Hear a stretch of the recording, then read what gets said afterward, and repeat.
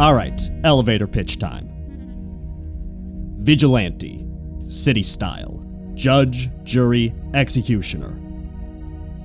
High as a kite, driving a bug, dressed for California dreamin'.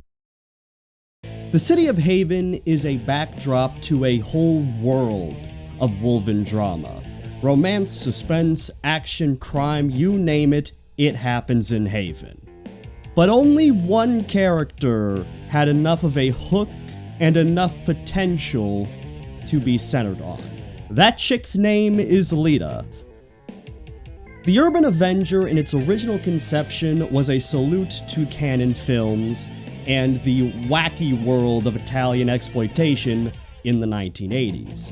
It was to be a gritty, gripping, gonzo story focused on a lone vigilante fighting off all manner of oppressive authority while helping those along the way.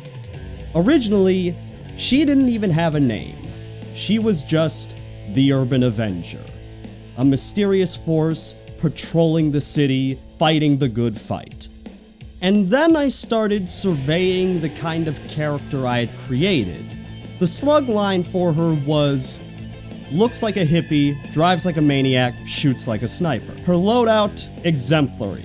Her ride, at once inconspicuous and a blaring alarm to any authority figure within a 9-block radius. And while her early incarnation made her out as more tough, mysterious, as I grew to write for her, a very different kind of character emerged. More playful, more energetic, a little absent-minded, having the time of her life. A hippie punk in her early 20s with a downright maternal affection for her vehicle, the 1966 Volkswagen Beetle, nicknamed the Red Devil, wielded with an appropriate devil-may-care attitude in the heat of combat, the gung-ho vigilante often finds herself at a unique cross-section in the fight for freedom in the 25th century. On one hand, through the Urban Avenger series, we get to experience more of life in Haven during the decline. Barren streets, misty blue nights, and an avalanche of automated cop cars ready for the role of Clay Pigeon. It is through the series that we meet all manner of citizen, from the downtrodden civilian to biker gangs to fellow vigilantes from the far corners of the megacity.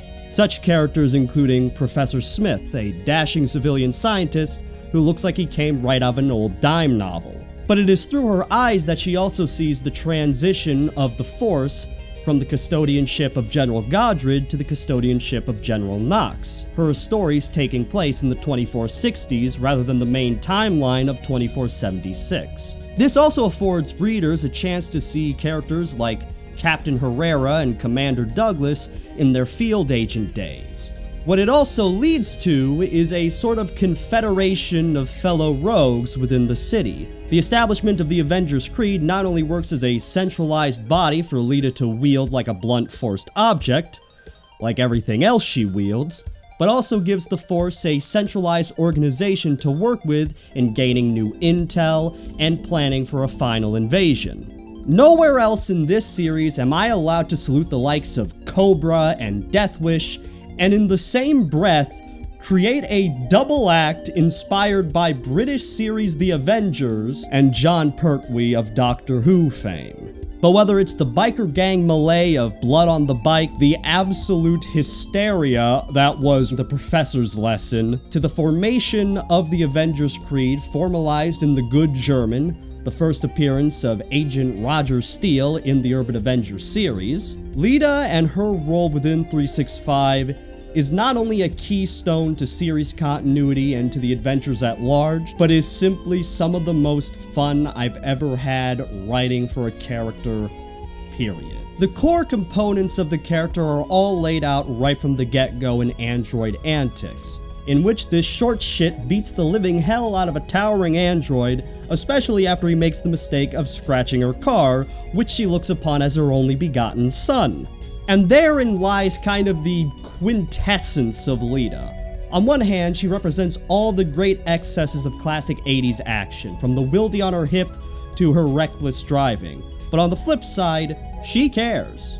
All the carnage, all the chaos, that's not coming from reckless anarchic glee, at least not completely, but a belief in both the cause, the folks she fights alongside, and of course, in her little man, the Red Devil. If you dig the streetwise crime fighting of a Dirty Harry, Death Wish, or the Exterminator, but don't mind it being led by a short shit and a bug, you'll get a kick out of the Urban Avenger, and you might just like the rest of 365 Infantry. May God bless you and this force.